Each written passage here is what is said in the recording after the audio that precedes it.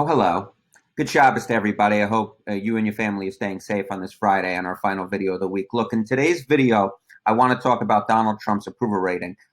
Look, we know it's up, folks. It's obvious. We've seen it across a slew of polls, the latest of which is the ABC News Washington Post poll, which found that his net approval rating, that is his approval rating minus his disapproval rating, stands at +2 among all adults, as well as the same among registered voters.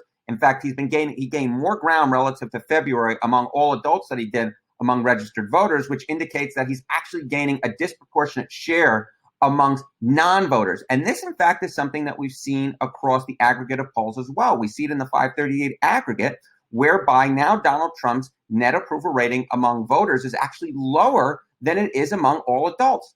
And this is something that's really, really rare, folks, right? Because if you were to look across the 538 aggregate across the entire Trump presidency, more than 1,100 days, on almost every single one of those days, Donald Trump's net approval rating among voters was higher than it was among all adults. In fact, it was averaged about a little bit more than 3 points higher. So something very strange is going on here where a previous pattern has reversed itself.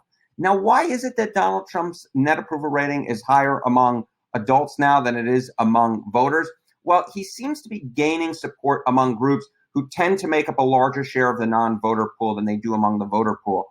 So you can see this across ages, right? So take a look at this. Donald Trump's approval rating, according to the Pew Research Center, which has a very large sample, is up much more so among 18 to 29-year-olds than it is among 65 plus.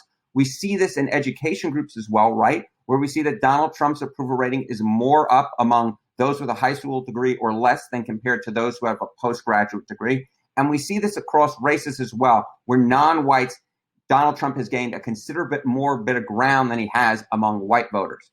Whether or not that holds, I don't know. We'll see, but it's an interesting pattern nonetheless. Shalom, folks. Have yourself a blessed Shabbos. I'll see you back here next week.